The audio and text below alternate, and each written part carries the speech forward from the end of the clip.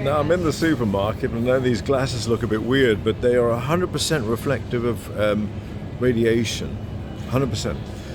In my hat, I have a wire mesh, and that does actually protect me by actually stopping the radiation or the protons from the LED lights above me from actually, hi there, how are you? Being absorbed, okay? Oh, and then of course there's the food that I'm buying. I don't know, you may not be able to see that. I'll put a photograph up in the thing there.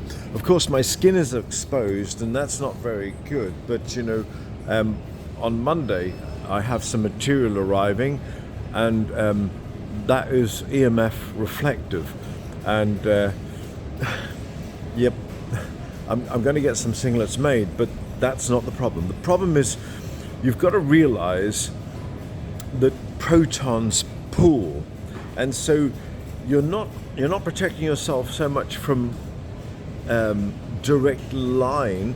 You're drowning in the EMF pool. It is growing from the ground up, so you're really walking in it. That's the problem for protons. We've got a pool of protons at our feet, and they've come high, and when they are excited by Wi-Fi signals, they become more excited, and we become more affected by them. Anyway, so even all of this stuff here isn't protecting me, really. We're drowning. It's almost like that biblical tale of Noah's Ark, where a great flood is sent through the earth. But of course that was really devastating if it really happened, you know.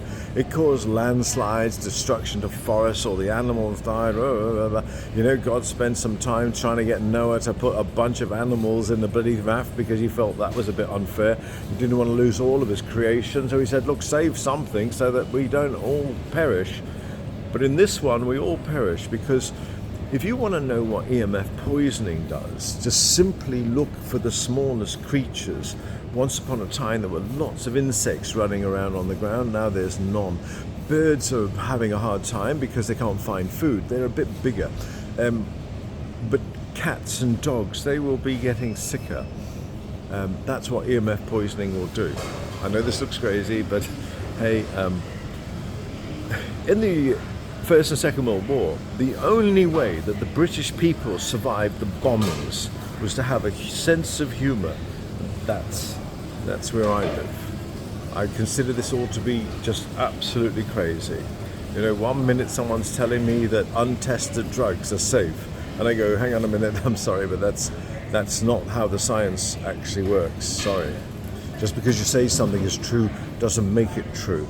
And then someone tells me about LED lights, and they go, right, okay, so we pass energy into an electrode or something, an LED, and then it creates the new energy called light. And then I say, well, okay, where does that energy go? Because you can't create nor destroy energy.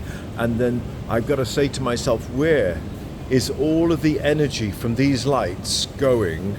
And it's going down here, and it's pooling protons, and we are walking and living in a pool of protons that is changing the electromagnetic function of our bodies. Our bodies run off electronics somehow. I don't know how, but it's how it works. That's how a pacemaker works. When your body can no longer power yourself, they can install a pacemaker, and it will just zap a little bit of a current across your bloody heart, and that's what keeps you going. But you do that naturally. So we know that human beings run off an amazing energy manufacturing system, you know. But when it is actually soaked in protons from a different energy source, how would that work, you know? Well, I know that if I put too many volts through my phone, it'll fry my phone. If I drop my phone into a pool of water, it will die. Ask yourself, why will your phone die if it's dropped into a pool of water? Because the water will saturate it with earth, and it will destroy what electromagnetic function is. It needs a positive and negative, and when you drop your phone in the sea, the C is 100% negative, and so therefore that's why your phone dies. It can never be restored because the natural function, it doesn't know how to re-establish positive and negative. It's gone. And that's what's happening to your bodies right now. We are being saturated in protons of an energy we don't understand. Anyway, I better get back on with my shopping. Remember, the only way we got through this in the war was with humor. I'll bring you some humor. Thanks for listening.